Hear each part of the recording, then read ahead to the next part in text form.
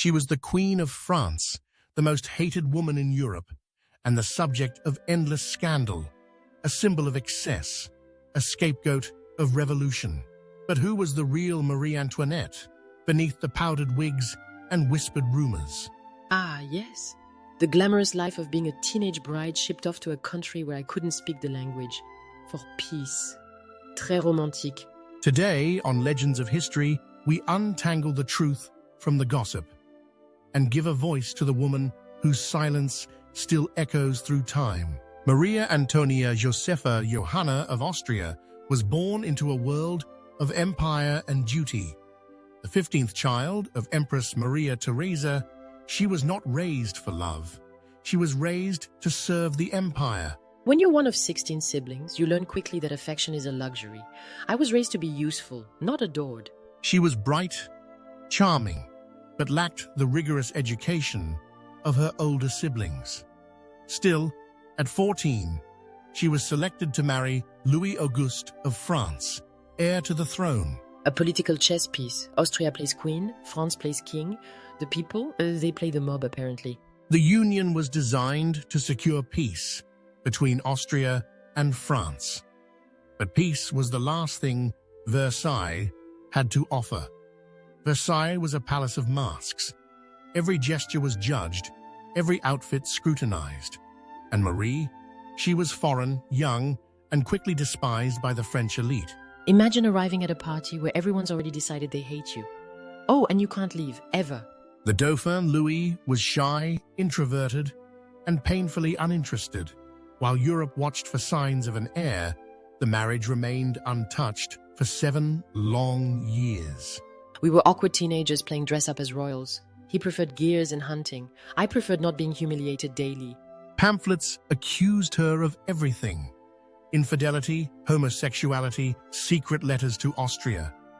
Most of it was fiction, but the court and public ate it up.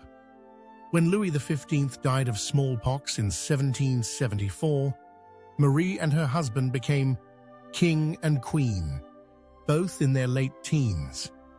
The people cheered at first. France hoped for a fresh start, but it wouldn't last. We weren't rulers. We were kids handed a kingdom and told, don't mess it up. France was drowning in debt from wars it could no longer afford.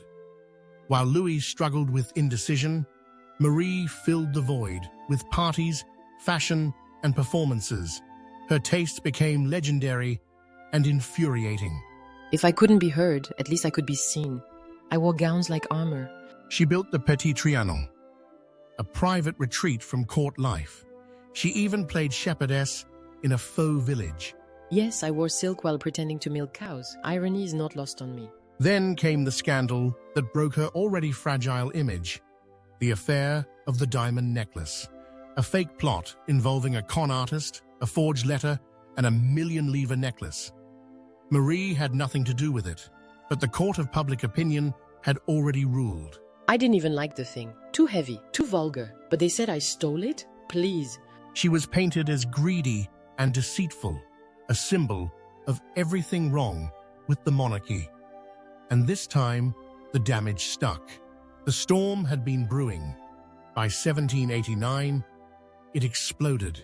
The Bastille was stormed. Bread riots erupted. The people marched on Versailles, demanding justice, food, and the Queen's head. They broke into our home. They tore the palace apart. I held my children and waited for the doors to fall. The royal family was forced to relocate to Paris under watch. The monarchy became prisoners in their own kingdom. Versailles had gold, the Tuileries had rats, and I learned to sleep through the screams. In a desperate bid for freedom, the royals attempted escape, disguised as servants in a cramped coach. But in the town of Varennes, they were recognized and arrested. They saw my profile on a coin. A coin, that's how it ended. Not with a sword, with small change. The trust was gone. Revolutionaries declared the monarchy obsolete. France became a republic, and the executioner's blade was sharpened. Louis was executed in January. Marie followed 9 months later. Her trial was rushed, cruel, filled with fabricated accusations, including incest, with her own son.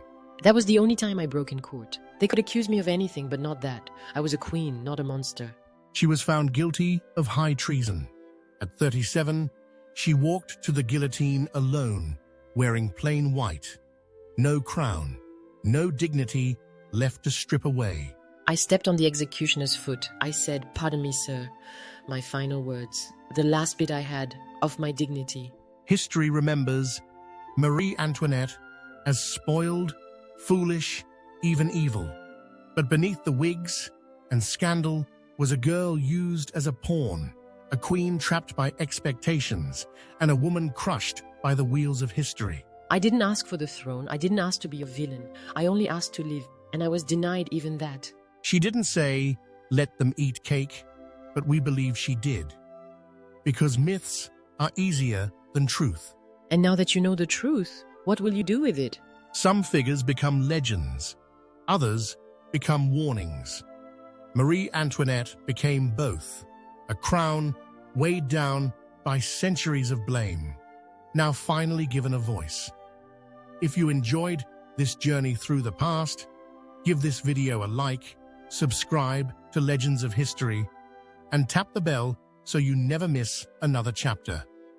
I'm Daniel Legend, and every week I sit down with the ghosts of history to hear their side of the story. Who should I interview next? A fallen emperor? A forgotten genius? A misunderstood villain? Let me know in the comments below. Your suggestion might just become the next legend. Until then, remember, history isn't just written, it's remembered.